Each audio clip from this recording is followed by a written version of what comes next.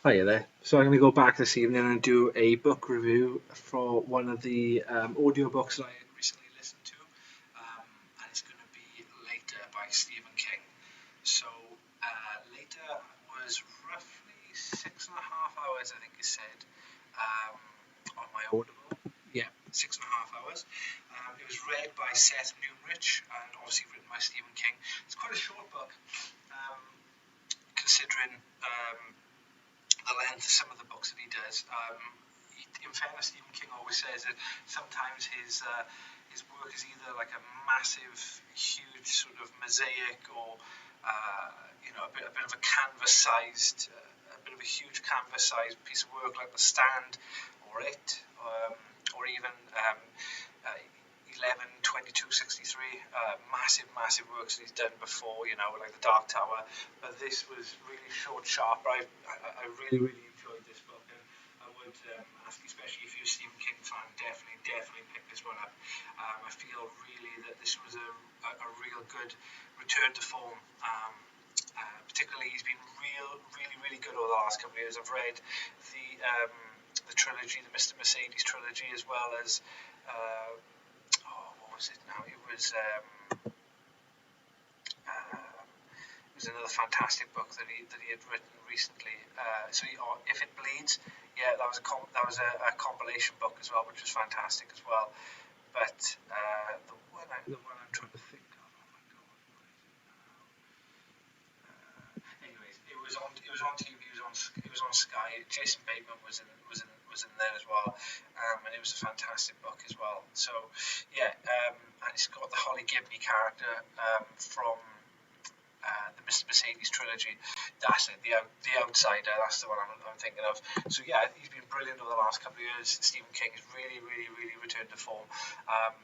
But anyways, going back to Later, this book in a nutshell is about a boy, Jamie Conklin, who has got he can talk to dead people. People have said this is Stephen King's take on. And it did get a lot of sort of Sixth Sense, the film with Bruce Willis, a lot of Sixth Sense vibes with this book. It was really, I thought it was his sort of twisted take that he does normally on the sort of the laws of horror, like he's done with Salem's Lot with the vampire. I think in terms of the Sixth Sense, yeah, he definitely has has taken this to a different level. Because really, look, when I read the book, I wasn't expecting a massive amount. I thought maybe it's going to be a sort of like a short, self-contained story. But I was very surprised. There was what I felt reading it in its entirety. It felt like two really good stories, possibly even. You could have focused on one and done a sequel to the other if you were being greedy, and he incorporated both of them into the same book, which I thought was fantastic. So you've got one of the storylines is in regards to Jamie's mother is a literary agent, and her sort of golden goose is a writer who's does sort of historical fiction romance novels set in the lost Roanoke colony, and he is due to write, like George R. R. Martin as well, probably a little bit of a sort of a side glance over to him. He's due to write the last, say, one or two books of the series. I think it's the last book of the series. And just before he actually is writing it, and he's doing the sort of the preparation, he actually has a heart attack and dies.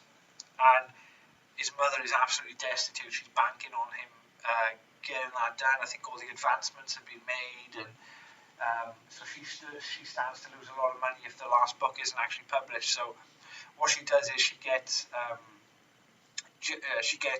Jamie, who can talk to dead people, to go and speak to I think his name is Regis, the writer Regis Thomas. That's right, and basically talks to him, gets the main plot points, and what I thought was quite fantastic about the book as well is the fact that he says that directly, whether they want to hear it or not, the dead people will be very, very straight with you, really direct, won't lie and won't pull any punches when you ask them questions. So he does get the majority of the last book, and I think he said in the book that they go really roughly were a sort of 5 or 4 day window before they actually dissipate into the ether, before they actually, from talking to them, before they lose their sort of ability to converse with the living. So that was quite interesting as well. And his mother ghostwrites the book, um, slaps the name of the original author on it, gets it sold, and obviously makes the money. But yeah, I thought that was a really interesting take on the story, and that could have been one in itself. But the second main sort of narrative in the film, in the book, was in regards to Jamie's mother was in a relationship with an NYPD detective, and she was after a serial killer by the name of Thumper. And so this Thumper character is very similar to the Unabomber, and was is going around with, and they can't catch him. There's no way they can get him. But all of a sudden, this Thumper is, I believe, he starts to see the serial killer, and he finds out that with the serial killer that there was another bomb planted, that he had ready in a supermarket to blow, and because he is able to pass on the information to the detective, his mother's girlfriend, then they're able then to stop that. But then he starts then seeing Thumper, and starts playing a bit of a sort of dangerous,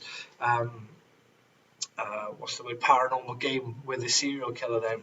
But yeah, it was, it's a fantastic ending to the book as well. And it's really, really shocking. And Stephen King doesn't pull any punches at all, really. He just gets right down to the nitty gritty of it. There's a massive sort of reveal at the end of the book. Although it's not the main plot point, but his uncle is got, I think it's Alzheimer's disease, and he was the original literary agent. He finds out that he's actually the product of an incestuous relationship, which is, really, really sort of, that's quite bitter left in the mouth, really, to be honest.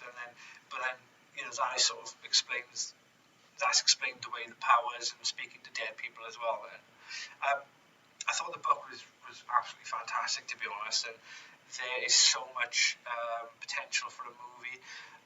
It does come across very similar to The Dead Zone. I know they made a Dead Zone movie with Christopher Walken back in, I think it was the 80s or the 70s, when the book originally came out. That would have the same sort of vibes, because it's got two sort of tracks of the plot going along. I don't think really it would translate too well to a movie. It probably would. It would make a ton of money, as everything always does. And Stephen King's the flavour of the month at the moment again now, since It came out a couple of years ago in 2017, I think it was, 2018. Then, yeah, he's a flavour of the month again now. So people are picking up Stephen King properties left, right and centre. He's on TV, he's on audiobook, it's on movies. So this, I think, though, would translate a lot better to a TV series, and have like a sort of, like they did with The Outsider, would be have a have like a series, a 10 episode series, maybe on something like Netflix or wherever they decide to put it. But yeah, I think a TV series would be a better way to go. Yeah, I think it's a fantastic book overall, and particularly for any Stephen King fan, I would say pick this one up. It is a short hit of a story.